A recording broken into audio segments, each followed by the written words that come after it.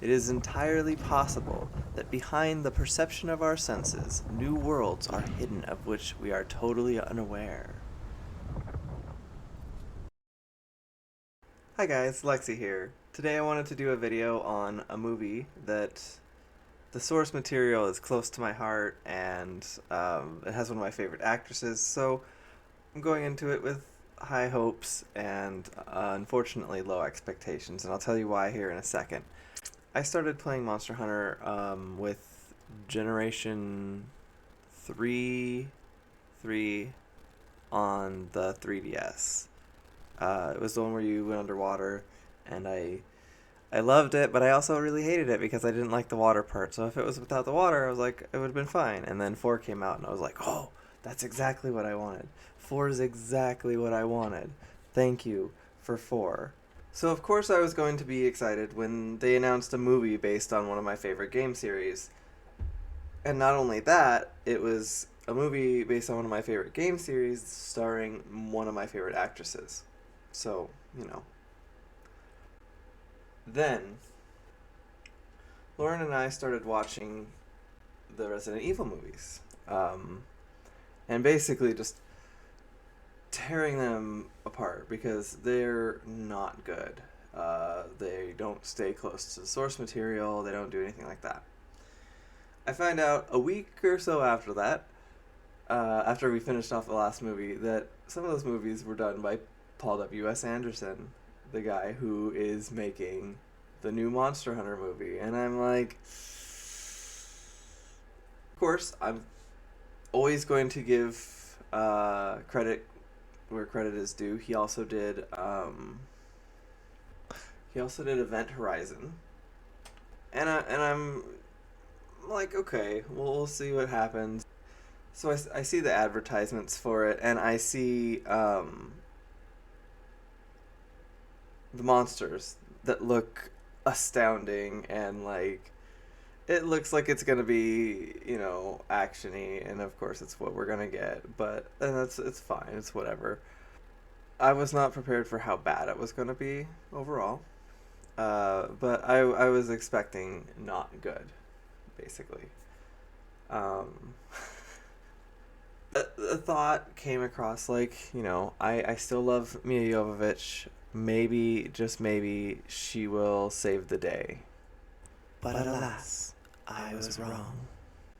So the movie starts with a quote by Albert Einstein that says, "It is entirely possible that behind the perception of our senses, new worlds are hidden of which we are totally unaware." Which, yeah, it's possible. It's basically just like, hey, we don't actually feel like explaining the plot of it, so we're just gonna say, hey, this is just an alternate reality, whatever. You can already tell it's gonna start off bad. And then the movie opens to the crew on a ship.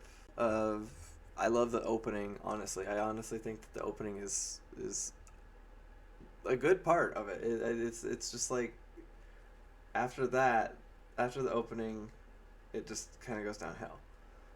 So during the opening, we see a Diablos taking on their ship, their sand skimmer, as they're trying to make it to this tower in the distance. I want to talk about the Gary Busey-esque costume that Ron Perlman was wearing. I know what they were going for. I know the look that they were going for. I know the character they were going for. But he looks like Gary Busey. Like he looks like Gary Busey. He looks like Gary Busey. That's all I'm gonna say.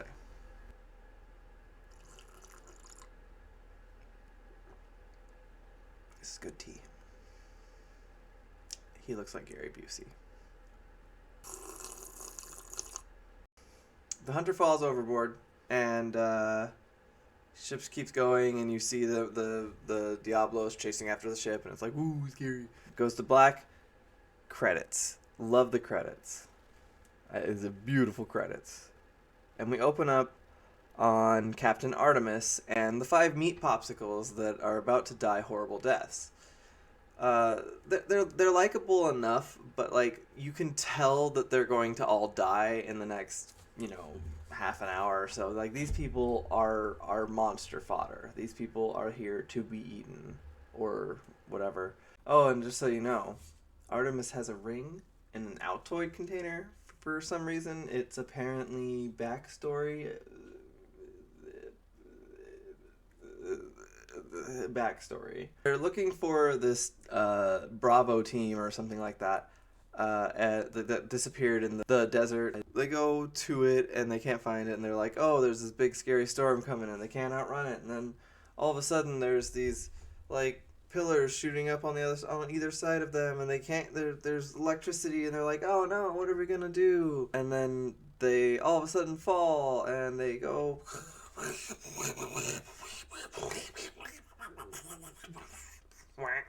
And then they land, and they're like, oh, what was that? Yep.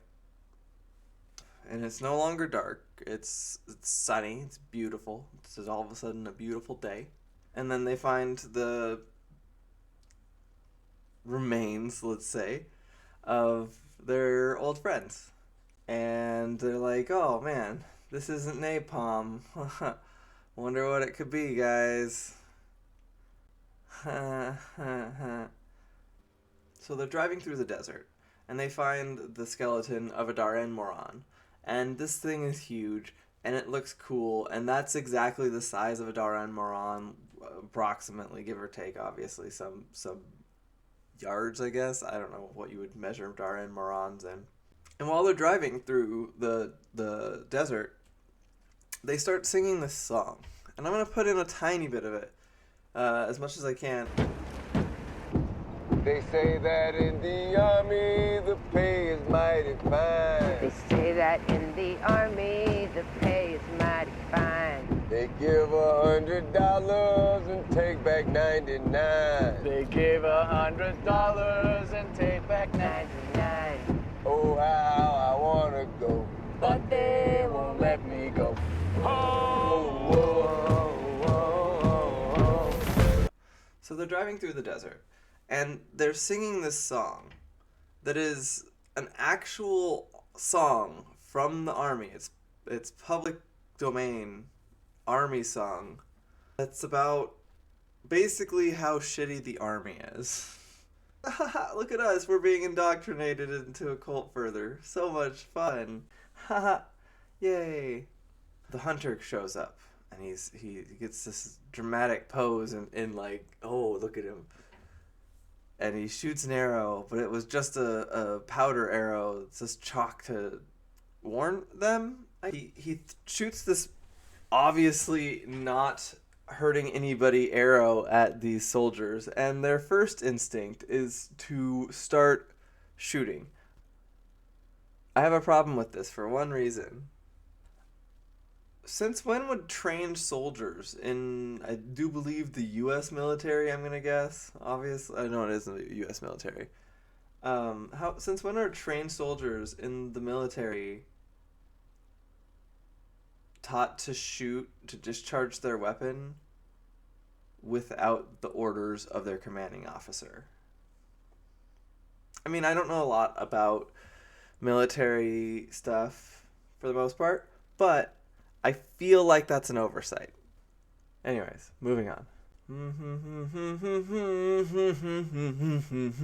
I think it's their shooting that like attracts the Diablos, and people die. So the Diablos shish kebabs this dude, right, at one point. And like the dude does the whole I'm gonna blow us all both up kind of thing, taking you with me, and he drops an entire belt of grenades onto the face of this Diablos. And it explodes. And it doesn't kill it, which I'm fine with that. I've seen Diabloses can take a lot of damage, honestly, and it's kind of one of those things that like I'll accept that. But for the most part, the Diablos just kind of shook it off and was like, all right, dude, whatever. So then the group runs, and they make it to this rocky area, and they find a cave, and they're safe. And the hunter's like, oh, I can help them, and he shoots the Diablos with an explosive arrow right in the face, and it's just like, all right, whatever. I'm gonna chase these guys, and it keeps chasing him. And this is what bothers me. Because an explosion from a belt of grenades and an explosion from an explosive arrow is not enough to break off the horn of the Diablos. But when it goes into a hole that's slightly too small for it, it breaks off. And you can say, like, oh, well, it was getting worn down by all the explosions. And it's like, okay, but how much cooler would it have been if it got shot by the explosive arrow and that horn that was broken earlier flew off and, like, landed into the ground? And the worst part about them breaking off the horn, I feel, at this point, is that they pan down ever so slightly. Like, hey, that shit do anything for you? You liking that? Is that the stuff that you like? Yeah. You see how it fell off in a totally, like, anticlimactic way? They're in the cave, and they have kind of a freak out moment. Like, oh, what the hell was that thing? Oh, we're all gonna die. We're out of ammunition. Blah, blah, blah, blah, blah. And Mia Jovovich says something about, like, oh, we're soldiers. We can't be scared. We're fighters. We're supposed to. Everything's great. This is our job. This is what we're supposed to do. It's like, none of these people signed up for the military on Earth thinking that they were going to fight giant fucking monsters that are immune to most of their bullets. None of them. There is no reason that she should not be freaking out immediately with them. And if she was freaking out like the rest of them, she would have probably noticed the giant spider, aka the Nursilla, walking up right behind her. But it doesn't matter. She's asleep. She passes out. She falls asleep. Which is accurate, because that's what Nursillas do. The Nursilla take out the rest of the meat popsicles and do what they will with them, because they don't show. They just show Mia Jovovich laying on the ground like, oh, this sucks. And you can hear their screams in the background like, oh no, this sucks. Another thing that bothers me with this scene is the fact that they have Nursilla all working together, kind of. They're all like they're in like a swarm, and that's not how Nursilla fight. They're not supposed to be pack animals like that. This is ridiculous. I don't understand it. Artemis wakes up in what can only be described as spider hell, and is inside of a web sack, and she fights her way out, and she finds one of her teammates, which is honestly a big mistake on her part, because, like, this dude is the antithesis of stealth. This guy is limping and screaming and just, like, he might as well be calling out to the spiders like, hey, we're over here, because he's just like, ah. It's like, okay, we get that you're in pain, and we appreciate that. We're not discounting that at all. But you're trying to get away from giant, scary spiders. Maybe a little bit of discretion is needed here. Now, this is not a horror movie. This is supposed to be an action-adventure movie. That being said, the next scene, and a lot of the scenes, in fact, went for that kind of horror gross-out thing. This next scene was the gross-out. The one dude gets spiders injected into him, apparently, and they pop and come out, and he's like, ugh. Nursilla don't normally leave egg sacs in people. That was completely made up, and I hate it. He dies and gets eaten by the spiders, and it's only then that she decides, oh, maybe, wait a minute. Now that they've taken my friend, I can use my spray thingy to light them on fire. Couldn't have done that before they took my friend. Had to wait. So she lights him on fire. This Scylla's on fire. So she makes it out of a hole that later the Nursilla can just easily bust out of. and is sitting there because apparently the Nursillas are weak to sunlight, even though that's also not a thing that weak. But it's fine. So she's sitting there and she gives them this look like, yo, fuck you. And they're like, all right, whatever, dude. Like, she's sitting here taunting these Nursilla that are just like dying to come out into the sunlight to get her. And she happens upon her Altoid box with her wedding ring in it. Of all things, she found it. And she takes it off. She takes it out and she looks at it and she has a Gollum moment where she's like, my precious, this is forever. Full disclosure though, as a Monster Hunter player, I can tell you that her finding that ring is more likely than you finding the last gem that you need for a set of armor. That's just fact. Once she recovers, we see her go to the place where we saw the hunter shoot the arrow from earlier. There's a stack of rocks. She grabs one and throws it, and the tremors come up and are like, "Rah, we're tremors," and Kevin Bacon's like, "Oh no, we can't go there because there's tremors." Oh wait, that's wrong movie, you guys. Oh my gosh, that's embarrassing. This isn't Tremors. This is Monster Hunter. Okay, we're gonna go on. Okay. Artemis finds the ship graveyard, which is on the edge of the area and for some reason devoid of monsters, I guess. And she's investigating one of the ships when all of a sudden she feels a presence. So she gets out her knife. And all of a sudden, out pops the hunter, and he takes his knife to her throat and makes her drop his knife, and then a fight ensues, and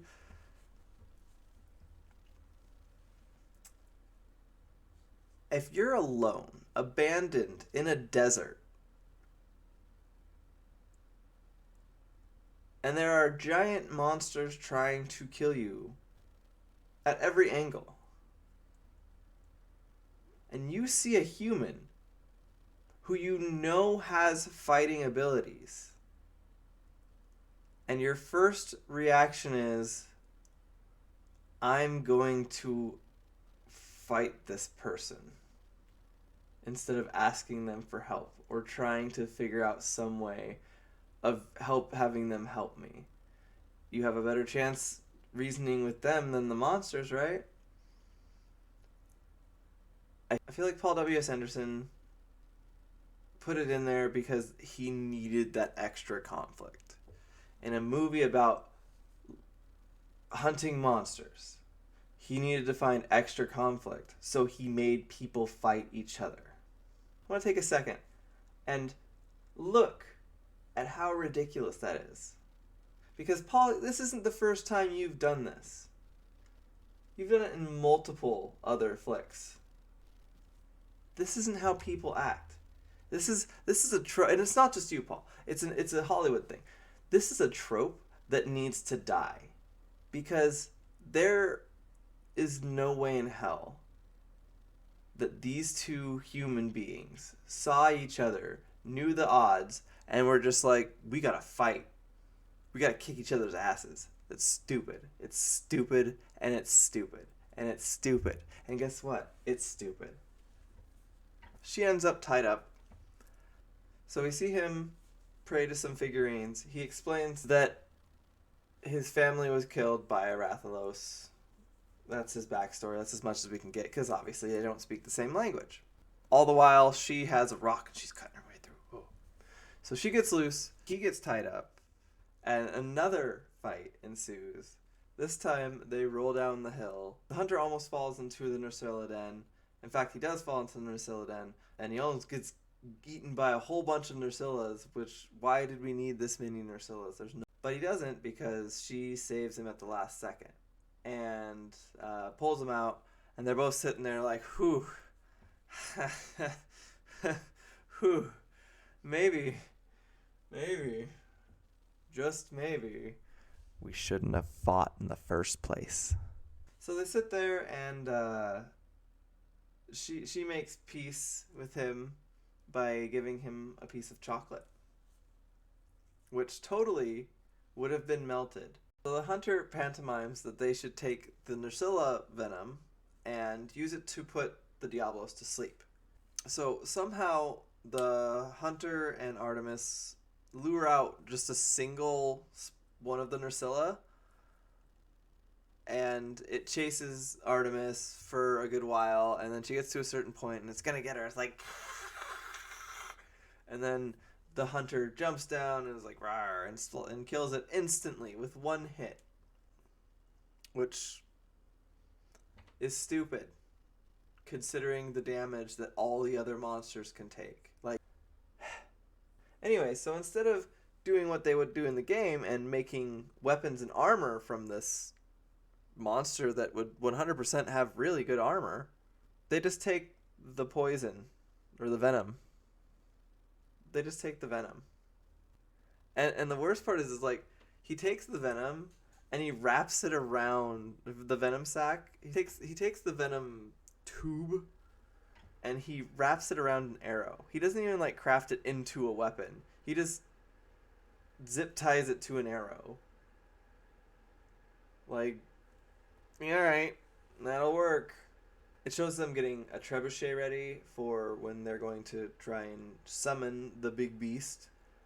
It shows Milla Jovovich's character choosing her weapon, which I like because I guess she actually got to play and choose the weapon that she liked, and she got to use those in the game, and she actually chose dual blades, which I think was a good direction. I would actually want to know if, I forget the name of the actor who played the hunter, but if he did the same thing, or if they just gave him whatever they had.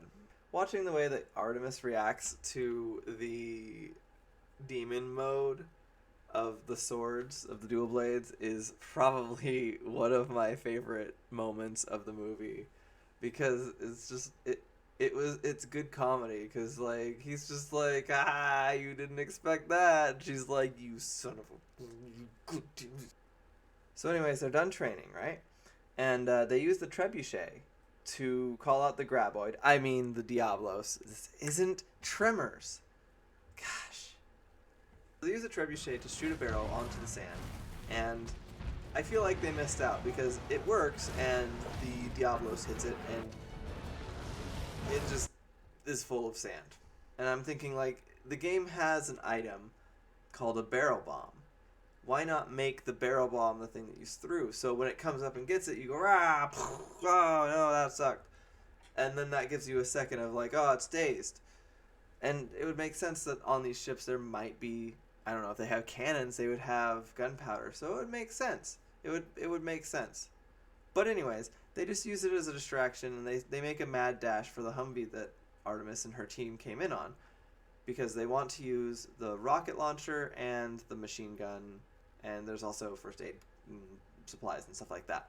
So the hunter runs off to one side, and the Diablos follows it, and he is able to shoot the venom arrow directly into the eye of the Diablos, which you'd think would, one, not only blind it in that one eye, but also put it to sleep, which is the effects of the venom of a Nursilla, at least from the tail spikes. It doesn't. It just makes its vision blurry for a second. That's all it does. It just makes it slightly blurry, and it's like, oh, that kind of sucked. Oh, whatever, I'm okay. And it's like blinking, and it's like trying to get out the poison that's for some reason like seeping outward. It's stupid. I hated that. I think it was stupid that it didn't put it to sleep. Like, why wouldn't it put it to sleep? Like, that's a lot of venom. It should have worked.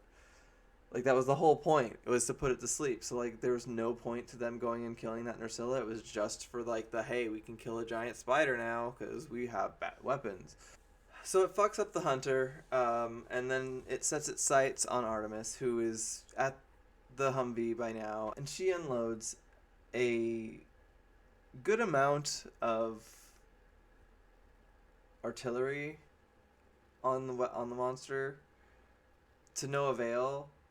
She even shoots it in the face with a rocket launcher, and that doesn't do anything for some reason. And it looks like she's about to die, and then all of a sudden the hunter is on top of the head of the Diablos, and he just down inside, and it's like, alright, but then he gets kicked off, and it's up to Artemis. to go and finish off the job, and she honestly, I want to say the mounting scene is very close to what it feels like the first few times that you're mounting in one of the games. It's very much like, oh my god. So she's able to insert the blade the rest of the way, and it kills it. She checks the hunter. Hunter's passed out. So she carves off a piece of the monster. And you think that she's going to make armor from it, but nope. She just uses it as a sled. The hunter wakes up. They make their way to the jungle where they meet the Apsaros, which are absolutely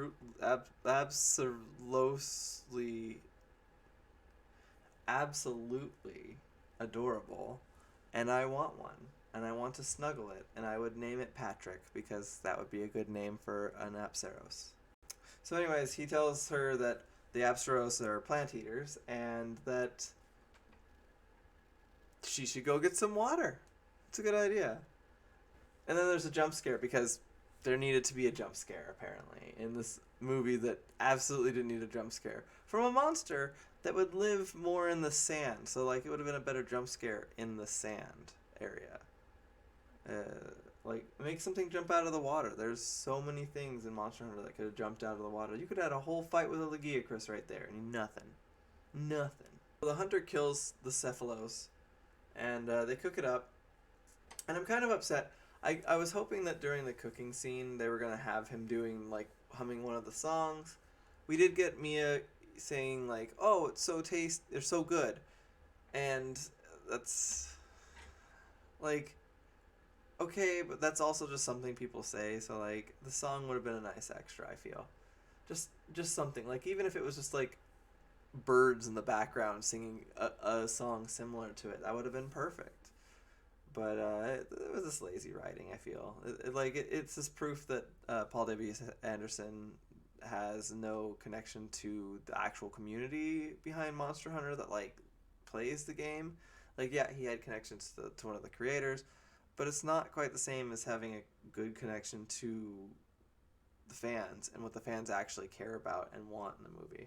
Also, I'd like to point out that he has this flask that was obviously meant to be the prop for a potion, and instead they just make it out to be chocolate, but it's actually alcohol. Like, you had the potion, you could have just been like, oh, you're injured, here's a potion, and then it would have, it's dumb. It bothers me. So they're sitting there at camp, and then the Rathalos shows up, and for no reason lights all of the Apsaros on fire, because they needed a reason to use the fire effect a whole bunch. I don't know.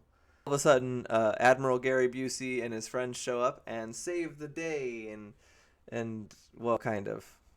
They save the hunter, and they fight off the Apsaros, and then Admiral Gary Busey punches Artemis in the face and knocks her out because she speaks English, and he speaks fluent English too for some reason, and it's all a big mystery, but we're not going to find out right away, because instead of actually just sitting and talking,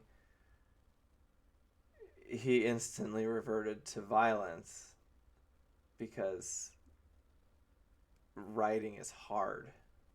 So we get back to their ship, and Artemis is locked up, and she's not happy about it, and all the people are, like, poking and prodding at her, like, ooh, you're from a different dimension. And I guess he goes and talks to the Admiral, because Admiral eventually, well, she gets out and meets the Meowscular chef, who's, I love him. He's cute. I won't lie. He's too tall. That's my one gripe, but I love him. So she escapes, gets down there, and then the hunter's just like, oh, hey, the Admiral wanted to see you, come on. And then he's like, oh, hey, sorry, we were a bit too excited about locking you up, but some of your people got here a long time ago and were assholes about it. And it was like, okay, but how do you speak my language? And he's like, I made a study of it. And it's just like, that's good enough. Like, you don't explain why your whole crew doesn't know at least a little bit of English, like why you haven't taught them even a single bit, knowing that on this mission, on this quest, you might meet somebody from that other dimension that speaks that language. and yet you don't teach your crew any of it. You just hope that that the only person's gonna like you, or that you're gonna be like. It's stupid. It's stupid. It's bad writing. It's sloppy writing. It's really, really, really, really bad writing. The Admiral says that the Rathalos' weak spot is right before it breathes fire. They say that it's because they have like gas that forms in the back of their mouths, and it's just like, that's stupid. If you look at this Rathalos right here, it has fire in its mouth. Currently, it has fire. It just is hanging out with fire in its mouth. So anyways, they decide to go hunt the Rathalos, and we get a peek at a few new weapons. There's like long swords and an insect glaive without the insect. For some reason, they have her using a sword with like just one sword. I don't really get why they went with just one sword without like they went with sword. It's like having a sword and shield sword without the shield, kind of. I didn't like that. But we've got Gary Busey with his switch axe. We've got her with that sword. The hunter has like 4 weapons for some reason, and then the other people just have like regular swords. And it's like, where's the rest of the weapons? Where's my hunting horn? It's rude. It's unacceptable. Like, you make a movie based on a game that's highly dependent on the different styles of weapon, and you just ignore half the weapons. Like, okay. Oh, and I want to point out before they go that the Mousekiller chef gives me a good wink before she goes, and she doesn't exactly hate it. Fucking furries, man. So anyways, they go on this long hike, which apparently they didn't see any monsters on the entire journey to this thing, which is unrealistic. Like, show me a Conchu, show me a Banabra, show me a Joggy. You're climbing up to this giant tower, and there's nothing. All these ruins. There's not a single Congalala hanging around. Yeah, I don't buy it. So, anyways, they find it. It almost explodes Artemis, but then doesn't. So mid-fight, Artemis is knocked over a cliff and through a portal back into our dimension. And when I say mid-fight, I mean, like, it stops the pace of battle a lot.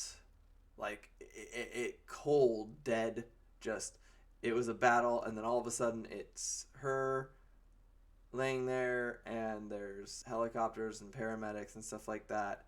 And basically it was just a reason to have a Rathalos attack a helicopter and tanks and stuff like that. Like, this is where the budget for like the rest of the writing went, is to them having the scene where they have it attack all of these tanks and things. It's stupid. They kill the Rathalos, and so then it's the end, right? Everything's satisfying. They're gonna go close the portals. Everything's good. No. Not in Paul W.S. Anderson world. In Paul W.S. Anderson world, first you have to introduce another boss monster other than the ultimate monster to be guarding it. There's another one, and it's a Gormagala. Now, I love Gormagalas. I think they're really neat. That being said, they start fighting the Gormagala, and the music starts to swell, and it starts zooming out. And you're like, well, that's an interesting take. They don't show the full fight. They show the beginning of it. And then cut to black. Nothing is explained. And then it goes to credits. And you feel instantly ripped off. Because you didn't get a completed movie. You got everything but the end of the movie. That isn't an end. You need to resolve your conflict. Was she home? Is the portal permanently open? They were killing it. Did they get to close it? We don't get to find these things out. And they're probably going to get another sequel. And you know what? I'm probably going to buy it, but that's not the point. The point is that Paul W.S. Anderson, and it's you because you wrote it. You directed it. This is your fault. I'm holding you responsible because the actors did great. The actresses did great. The CGI was amazing. The sets were amazing. But for some reason, Paul, it was bad. And it wasn't the source material, because that's super fucking popular and has been for years. So it's almost as if the person that made like some of the worst fucking video game based movies, who for some reason is still getting contracts for video game based movies, has ripped off video game fans of that video game genre, of that video game series, because he wanted to make a movie the way he wanted it. Because honestly, as much as I really, really, really wish that this was a good movie, it just isn't. It leaves you feeling empty. They play a few credits and then they pop back and the Meowscular chef joins the battle, and then they cut back to the credits again. And it's just like, where's the rest of the movie? I'm serious. Where is the rest of the movie, Paul? You show a fight with the Gormagala, they finish at you, they go up, they turn off the thing, she goes home, everybody's happy. That's too fucking hard for you, huh? You have to make it like, oh, there's gonna be a next one. Ooh, we gotta see the next one.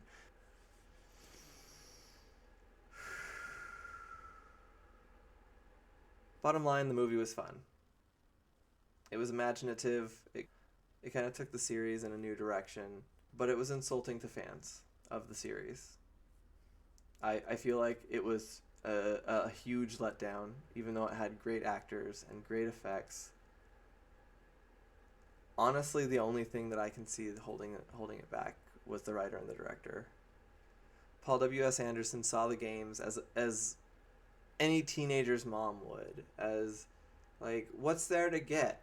You shoot dragons and there's a hunky chef cat. That being said, I'm gonna give this one a 7 out of 10, because it wasn't the worst movie I've ever seen, and honestly there were some fun parts, and I got to see a Diablos and a Rathalos being like rawr, and they were real, and it was fun.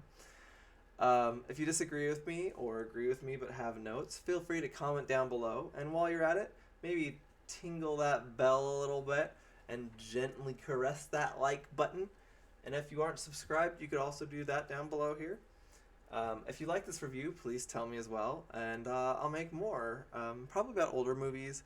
I've got a few that I want to review. I've also been thinking about doing some cult, the cult of blank certain movie, like ones that necessarily aren't cult movies, like about cults, but like are more or less about the culture of mental manipulation. So I've been thinking about that. Thank you for watching, hunters, and remember to be excellent to each other. See you in the next video.